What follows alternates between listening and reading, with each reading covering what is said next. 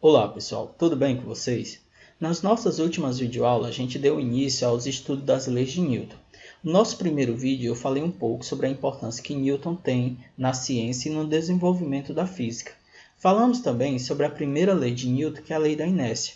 Vimos que se um corpo está em repouso, ele tende a permanecer em repouso. Se um corpo está em movimento retilíneo e uniforme, ou seja, um movimento com velocidade constante em linha reta, a gente vai ver que ele vai permanecer com esse mesmo movimento.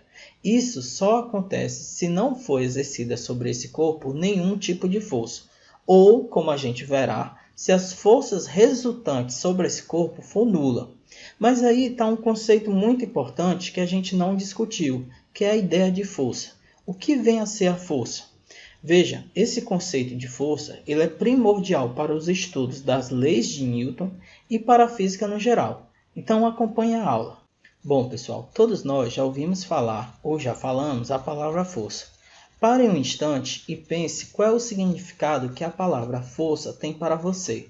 Veja, eu peguei aqui várias frases em que está inserido o termo força e cada um deles tem um sentido diferente. Mas o nosso interesse aqui é saber qual é o sentido da palavra força para a física, e é o que vamos descobrir agora. Força refere-se à interação entre corpos.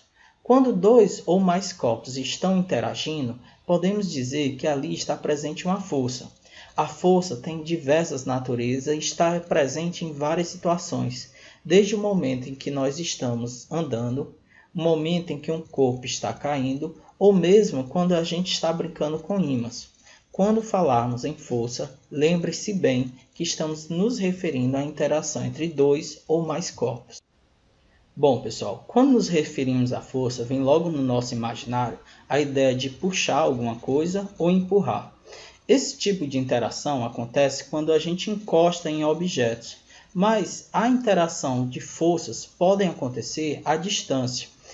Quando os corpos entram em contato, dizemos que as forças são de contatos. Por exemplo, quando você puxa uma cadeira ou empurra um colega, nós estamos encostando um no outro. Então, isso indica que as forças que estão presentes são forças de contato. No entanto, pessoal, para que haja interação entre os corpos, não é necessário que eles estejam sempre encostados. Pode, muito bem, forças atuar à distância. É o caso, por exemplo, como o experimento que o professor está realizando da eletricidade, no qual corpos que têm a mesma carga afastam-se uns dos outros. Então veja, ele tenta aproximar, mas a outra bola está se distanciando. Isso também acontece com a força da gravidade. Se um objeto é solto do alto de um prédio, esse objeto tende a cair, porque ele está sendo atraído pela Terra. Mas a Terra está exercendo ali uma força sobre o corpo, mesmo sem que ele esteja encostado na Terra. Então, quando corpos estão interagindo uns com os outros à distância, dizemos que ali está presente forças de campo. Como força implica necessariamente a interação entre corpos, seja em contato ou à distância, não é possível que um corpo possa possuir força. Por exemplo, no desenho He-Man, o príncipe Adam, quando ia se transformar no personagem principal, ele sempre gritava: "Eu tenho a força!". No entanto, isso é uma versão mal traduzida do original I have the power, ou seja, eu tenho o poder. Isso fisicamente está errado, porque nenhum corpo poderia ter força. He-Man é capaz de exercer força, mas não é possível ter. Ele sozinho não tem força, mas no momento em que ele interage com qualquer outro corpo, aí sim, ele é capaz de exercer uma força. Então, força não se tem, força se exerce. Os efeitos que a força pode exercer sobre um corpo são três, que é a deformação, quando você, por exemplo, amassa uma lata, amassa um carro após uma batida ou amassa um pedaço de papel.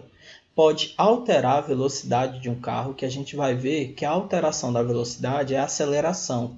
E esse é o principal foco de nossos estudos, ver como a força provoca uma mudança na velocidade dos corpos e a manutenção do equilíbrio dos corpos. Por exemplo, no teto da sua casa existe uma quantidade enorme de forças enormes que mantêm o teto sobre a sua cabeça.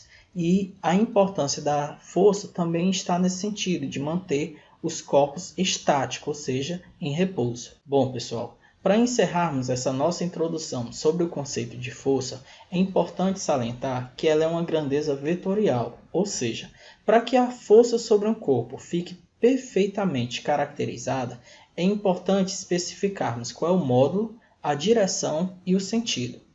Quando você vai exercer uma força sobre uma bola de bilhar, por exemplo, você vai exercer uma força forte ou fraca ou intermediária. Quando você está especificando a intensidade com que você vai bater na bola, você está se referindo ao módulo. A linha a qual você vai bater na bola especifica a direção. Nessa mesma linha que você vai bater na bola, ela tem dois sentidos, pode ser para frente ou para trás, pode ser para cima ou para baixo. Para cada direção, teremos dois sentidos diferentes. Então, quando você vai exercer uma força, não adianta dizer qual somente a intensidade, mas precisa além disso a direção e o sentido. E ao falarmos dessas três características, nós estamos dizendo que a força é uma grandeza vetorial. Em homenagem a Isaac Newton, a unidade de força é o Newton, que representamos pela letra N. Então, se eu vou exercer uma força, eu tenho que dizer o número da força e a sua unidade. Por exemplo, 50 Newton, 10 Newton, 40 Newton. Além disso, dizer também a direção e o sentido. Valeu, bons estudos!